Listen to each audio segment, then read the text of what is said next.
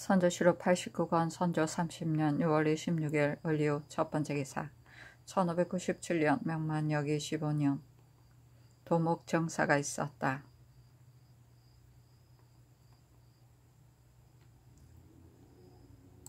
선조실록 89권 선조 30년 6월 26일 을리우 두 번째 기사 아침에 왕세자가 문안하다.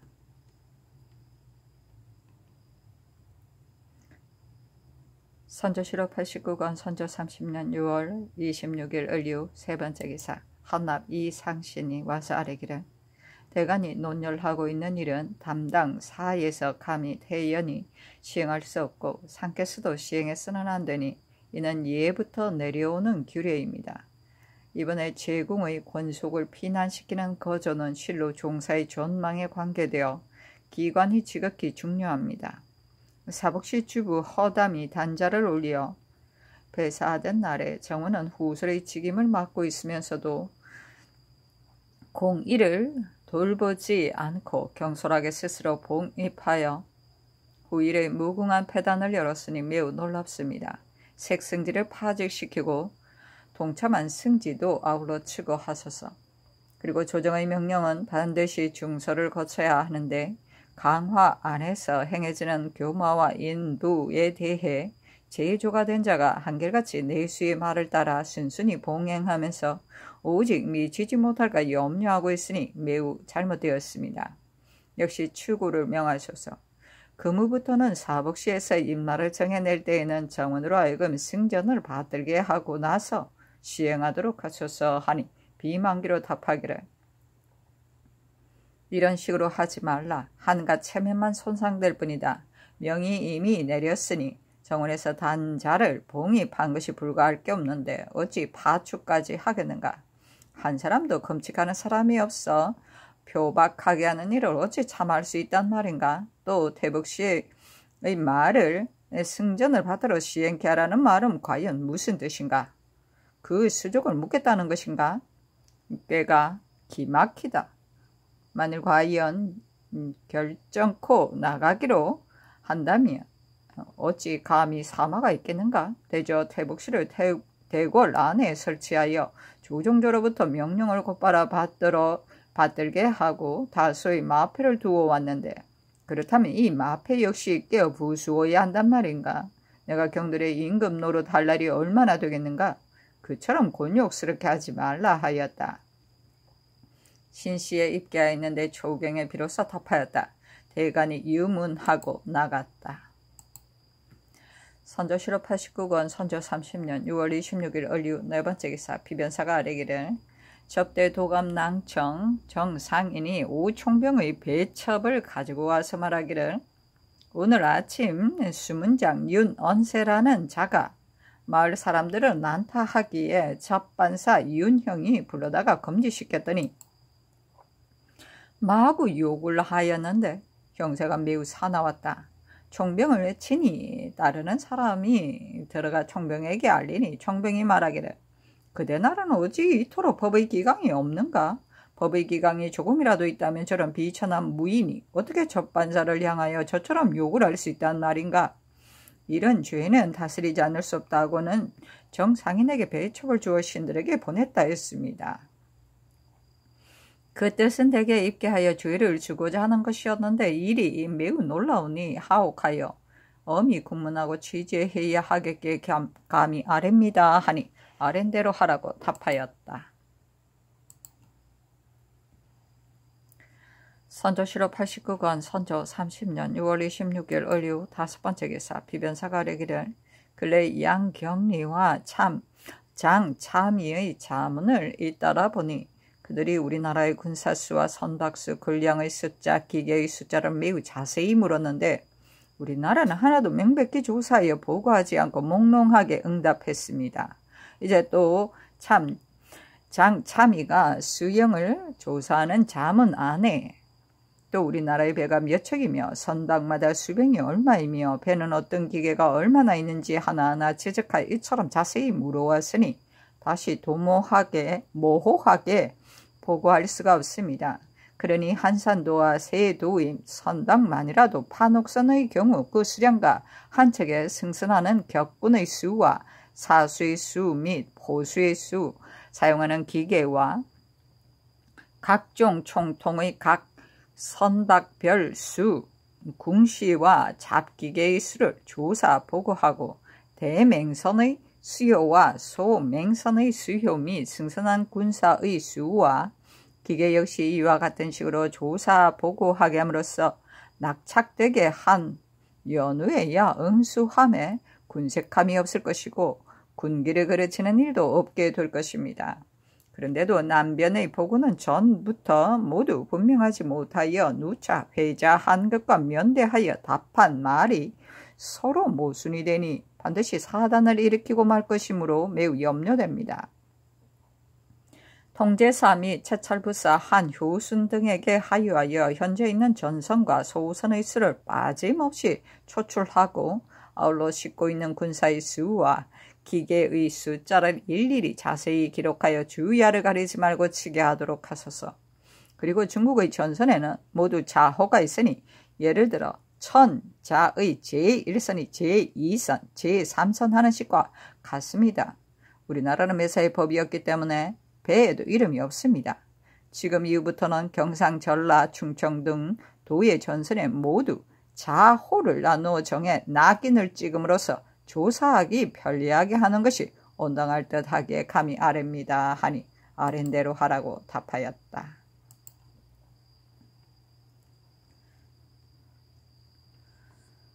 선조실록 89권 선조 30년 6월 26일 을리 6번째 기사 비변사가 아래기를 채찰사는 대신이고 도원수는 주장인데도 절제의 권한이 주사에게 행해지지 않고 있으니 매우 놀랍습니다. 명령을 따르지 않으면 거기에 상응하여 행해야 할 법규마저 적용해야 할 것이요. 그저 고식하여 어리둥절하게 몇 마디만 조정에 치부하고 그만둘 일이 아닙니다. 남쪽의 일은 한 가지 단서만 가지고 보아도 매우 염려가 되는데 그일에 이르러서는 남풍이 연이로 불어 전선이 연속적으로 와서 정박하게끔 되었습니다. 비록 우리나라 수군이 오랫동안 바다에 있으면서 낱낱이 소탕에 막지는 못하더라도 현재의 선박을 합쳐 몇 개 부대로 나누되 배설은 경상우도의 배로 1개 부대를 만들고 이 어기는 전라우도의 배로 1개 부대를 만들며 최호는 충청도의 배로 1개 부대를 만들고 원규는 그가 거느린 선박으로 1개 부대를 만들므로써 한산도를 굳게 지켜 근본을 삼고 부대별로 교대로 해상에 나가 서로 관측하게 해야 합니다. 그리하여 혹은 서로 가고 오기도 하고 먼 거리까지 혹은 가까운 거리를 다녀 정처가 없이 하면서 금고 소리로 서로 통하고 깃발이 연락하게 해야 합니다. 그리고 별도로 오포와 조라포에서 바라다 보이는 곳에 의병을 설치해 형세를 벌이면 적선에서는 반드시 우리나라 수군이 크게 모였다고 여길 것이고 또 중국군이 함께 세력을 돕고 있는가 의심할 것입니다.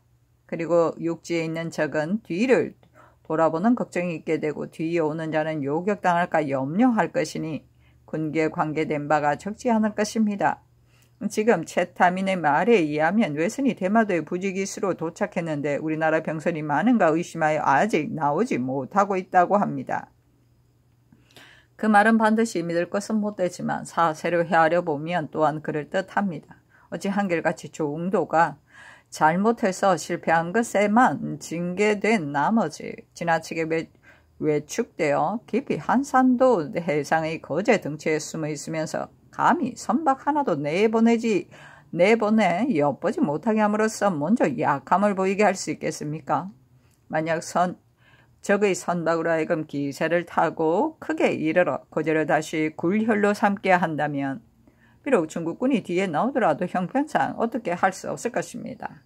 이런 뜻으로 다시 하유하여 군법을 신명하게 하고 고식적으로 하지 말아서 대사를 이루게 하는 것이 어떻겠습니까? 하니 아랜대로 하라고 답하였다. 선조실록 89권 선조 30년 10월 26일 을리 7번째 기사 이기를 지돈영부사에 오옥령을 예조 참판에 임국로를 전라도 관찰사에 한효순을 지중추부사에 및 인백을 조사위장에, 박홍로를 첨지 중추부사에, 남이신을 장령에, 500령을 지평에, 유홍을 대교에, 윤탁을 사서에, 장만을 지평에, 이덕형 이유홍을 본교에, 이지완을 대교에, 성이문을 정은에, 이담을 문학에, 이유홍을 설서에 제수하다. 선조실록 89권 선조 30년 6월 26일 을류 8번째 기사. 충청도 전도사 이시언의 서장에 도원수의 관문에 일본의 대적이 머지않아 바다를 건너리라는 성이 이미 도달하였습니다. 평행장은 창원에서 청정은 경주에서 일시에 나아가 진을 치고 대적이 바다를 건너기를 기다려 점차 진격할 것이라는 내용이 적의 진영 안에서만 떠들썩할 뿐 아니라 요시라가 전한바도 그러했다. 따라서 울산, 양산, 창원 등처에 삼도에서 뽑아보낸 정용한 군사를 나눠 배치하여 그 예봉을 맡게 하고 뒤에서 응원할 계책을 미리 헤아려 처리하지 않을 수 없다. 병사는 소속 군마를 모두 정비하여 추풍령에 주둔하고 있다가 전령하는 즉시 군사를 이끌고 달려가 세력을 합쳐 적을 치되 진주하는 일시 및 병마의 수목을 우선 첩보함으로써 임시하여 일이 전도되고 어지러워지는 패단을 없게 하라 하였습니다. 그래서 저는 관문을 바꿔서 바로 전령을 내어 군마를 정돈 추풍령에서 길 내에 만나 원수의 지를 기다리도록 했는데 역시 밤낮으로 달려가 길 내에 만나 처리할 예정입니다. 그런데 적이 만약 발동하여 군사를 이끌고 남하하게 될 경우 그 뒤에 수천 병마를 먹일 문제가 매우 걱정됩니다. 일찍이 호남 총병이 되었을 때 의령을 진수했었는데 매양 군량이 떨어져 굶주린 병들이 잇따라 도망에 흩어졌던 명감이 이미 있습니다. 이 도는 물력이 더욱 잔패된 데다가 중국군까지 머물고 있으니 만약 별도로 계획을 세워 조치하지 않으면 반드시 괴산하는 걱정이 있게 될 것입니다. 순찰사의 마카 인원이 수군에게 군량을 지급하는 예대로 하여 전적으로 맡고 있는 을 함부로 처리하고 있는데 조정해서 상량하여 결정하는 것이 어떻겠습니까? 근래는 기강이 타락하여 중요한 군령을 심상하게 보아 병을 빙계하기도 하고 차사원이라 칭하면서 병마를 거느리지 않고 전쟁에 나가지 않으려는 자가 넘칠 정도에서 매우 한심합니다.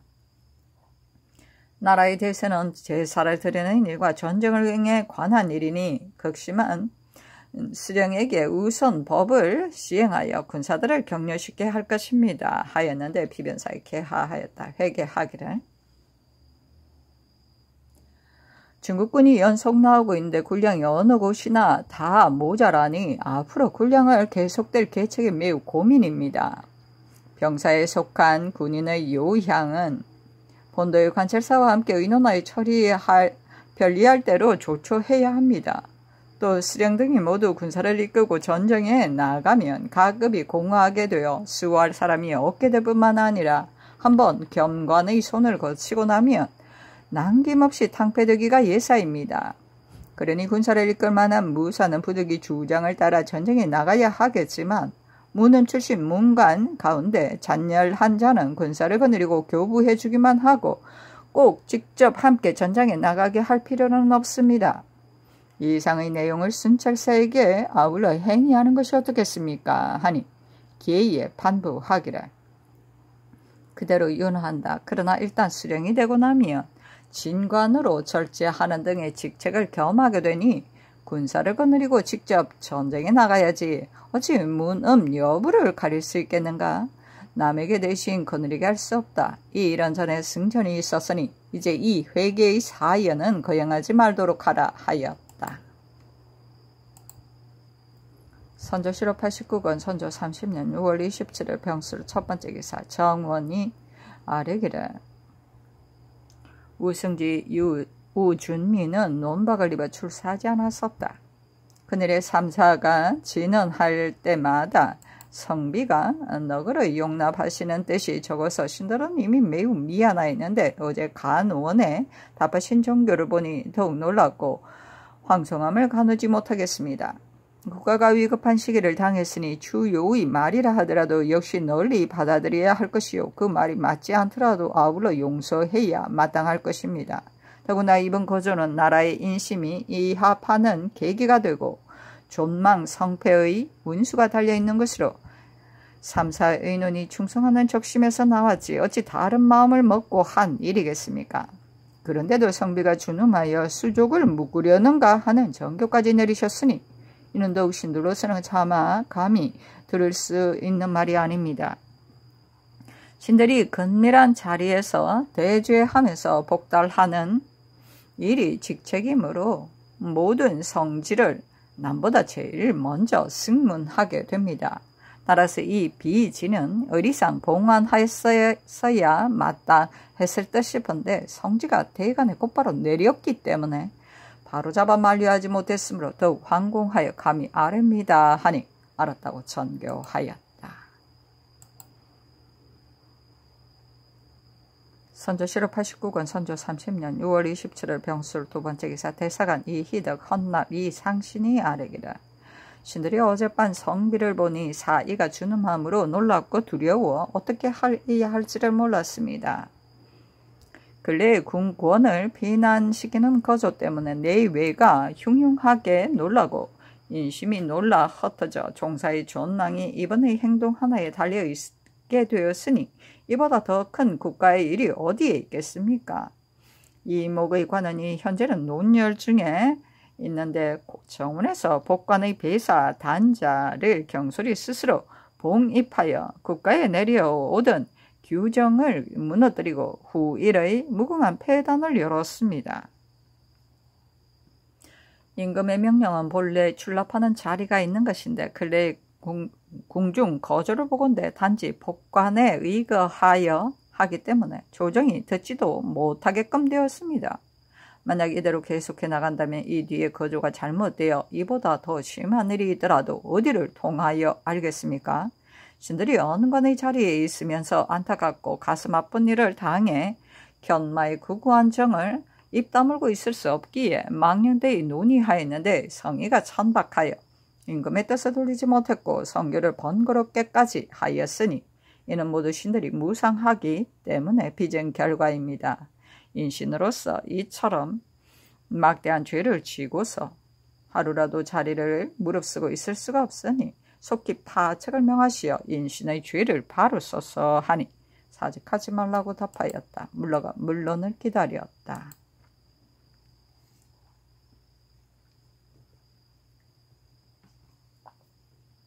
선조실록 89권 선조 30년 6월 27일 병수를 세 번째 기사 지평 500명이 와서 아뢰기라.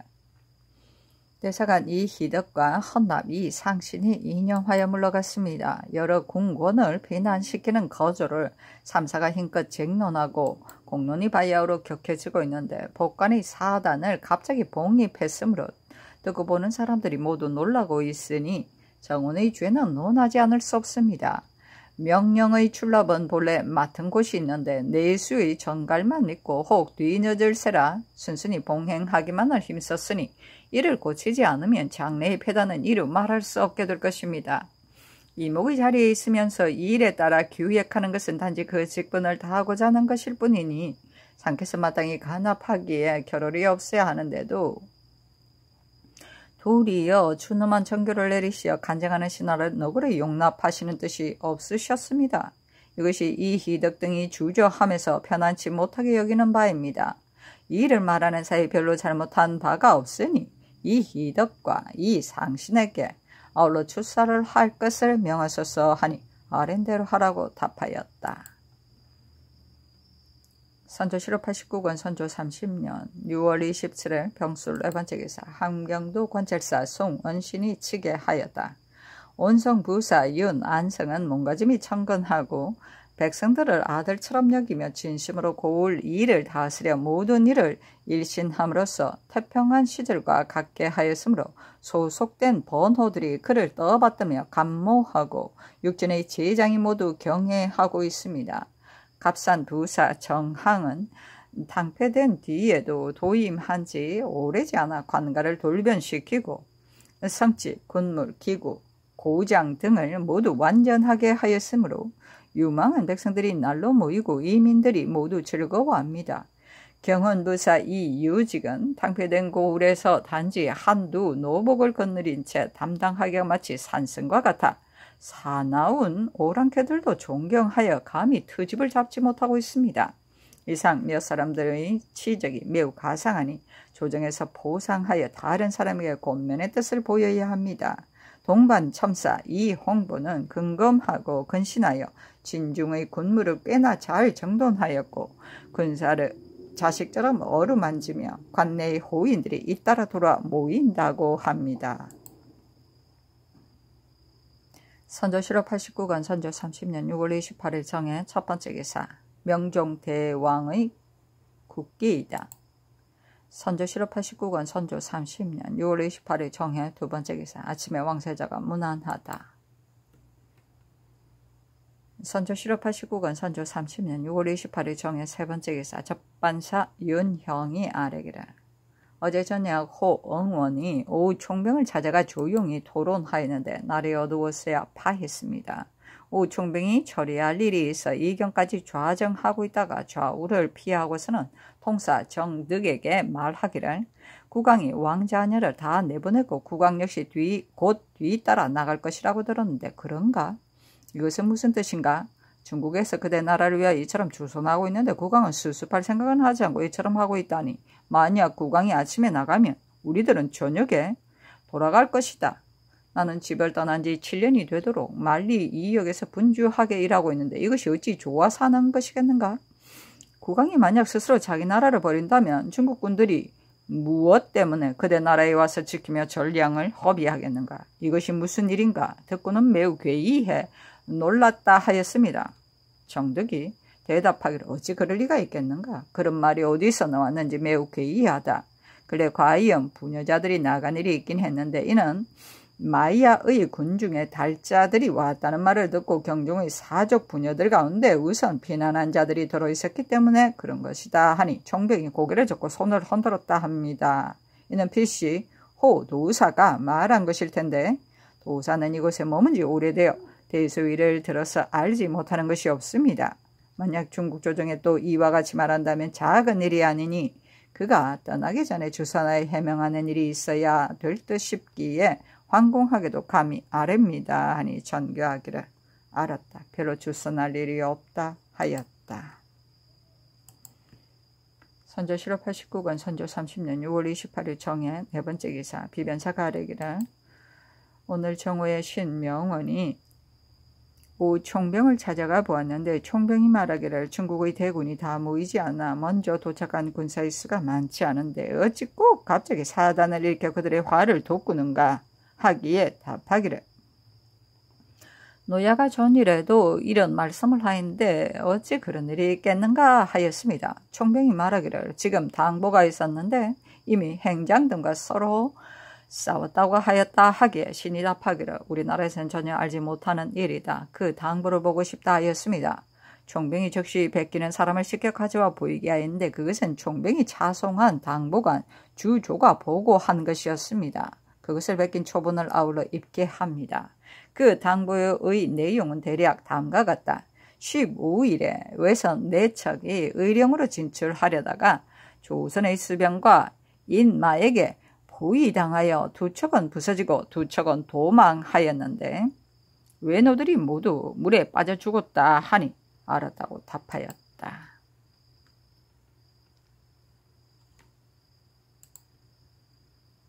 선조실록 89권 선조 30년 6월 28일 정해 다섯 번째 기사 도원수 권율의 장계는 다음과 같다. 통제사 원규는 매양 육로에서 먼저 앙골포 등의 적을 치라고 미루면서 바다로 나가 군사 작전을 벌여 오는 적을 막을 생각이 없으니 신은 분한 마음을 이기지 못하겠습니다. 그래서 혹은 전령으로 혹은 돌려보내면서 호되게 나무랐고 3번이나 도채찰사에게 군관을 보내기까지 하였습니다. 그리하여 남이공이 또한 채찰의 명을 받들고 한산도에 들어가 앉아서 독촉하고 쎄 부득이한 나머지 18일에 비로소 전선을 출발시켜 크고 작은 배 100여 척이 가득도 앞 바다를 행했으니 이는 남이공의 힘이었지 어찌 원균의 마음이었겠습니까? 비록 그렇기는 않아 이런 식으로 계속 번갈아 교대하며 뒤에 오는 자가 나아가 앞에 간 자가 돌아오면 그곳의 적들이 의심하고 두려워하여 감히 바다를 건너지 못할 것이고 혹시 돛을 달더라도 파도에 부서질 것이니 이곳에 있는 적들의 형세가 고단해지고 양식이 떨어져 진태가 공색해질 것입니다. 이러한 때를 당하여 중국군의 힘을 합쳐 뜻을 정해 진격해 들어가면 어찌 되지 않을 리가 있겠습니까? 신은 우선 사천에 머물면서 해상의 소식을 기다리겠습니다.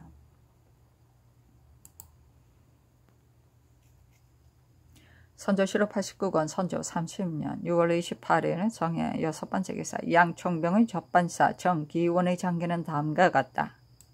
이달 23일 도원수 권율이 총병의 차원 역관 윤연에게 통서하였는데 그 사연은 갑자기 듣건대 총병이 단계에 왔다고 하는데 무슨 까닭인지 모르겠으니 자세히 알려주기 바라고 앞으로의 행선지는 어디로인지 함께 알려주기 바란다.